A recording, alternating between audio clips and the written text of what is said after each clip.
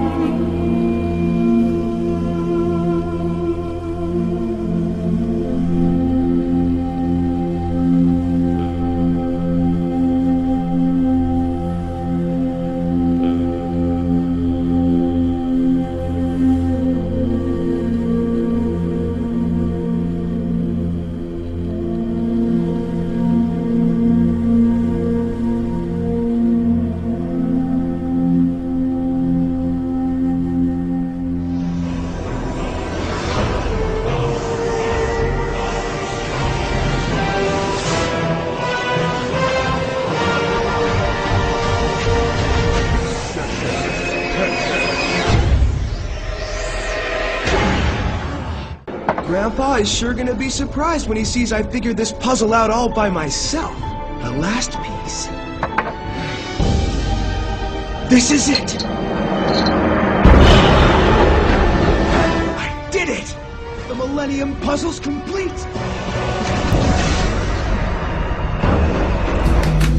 Pyramid with one eye. Now, the one eye is the sun god, Re. It is the sun god. This is the Masonic god. If you look, you'll see the pyramid is built except for the top. The eye is suspended above the top. It hasn't come down yet. Because they believe until they finished the Masonic project,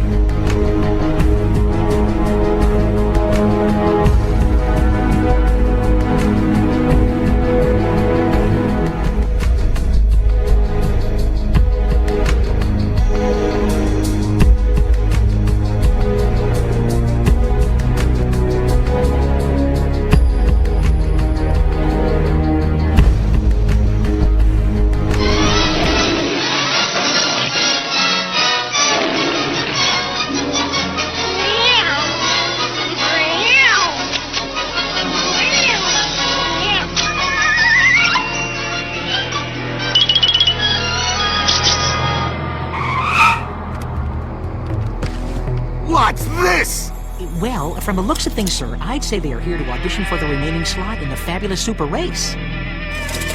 Is this some kind of a joke? A pussycat and a mouse? This show is about crazy stunts and people putting their lives at risk for a big fat prize. It's not a nature documentary. Irving, call security and have these...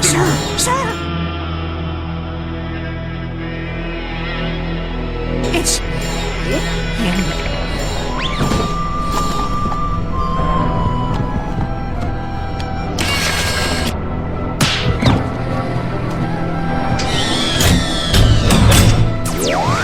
This always gives me the creeps.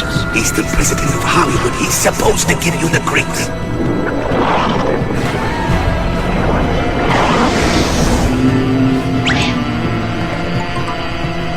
Greetings, your tinselness, imperious leader of Hollywood.